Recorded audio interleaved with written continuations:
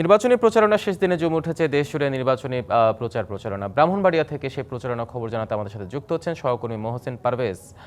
মহসিন, জানাবেন সেখানে আজকে তো দিনের শেষে নির্বাচনী প্রচারণা শেষ দিনের কেমন দেখছেন, প্রার্থীদের কি প্রতিশ্রুতি আর ভোটাররাই বা কি বলছেন?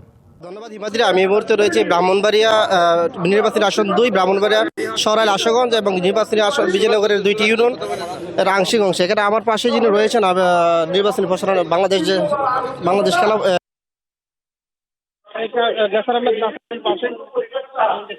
আমি তার কাছে জানতে চাইবো যে এই মুহূর্তে যে নির্বাচনের যে পরিবেশ দেখতে পাচ্ছেন, এতে আপনি কি মনে হচ্ছে? এই মুহূর্তে যে নির্বাচনের যে পরিবেশ দেখতে পাচ্ছেন, এতে আপনি কি মনে হচ্ছে? আলহামদুলিল্লাহ, আমাদের নির্বাচনী প্রচারণা যে পরিমাণে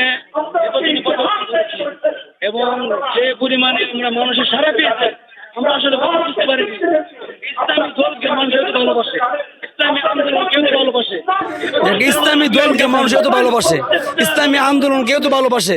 নির্বাচনে দাঁড়ানোর আগেও আমি জানতাম না, প্রত্যেকটা জনগণ চাচ্ছে ইসলামী আন্দোলন বাংলাদেশ ক্ষমতায় আসুক, কারণ তাদের কাছে বাংলাদেশ নিরাপদ। প্রত্যেকটা মানুষ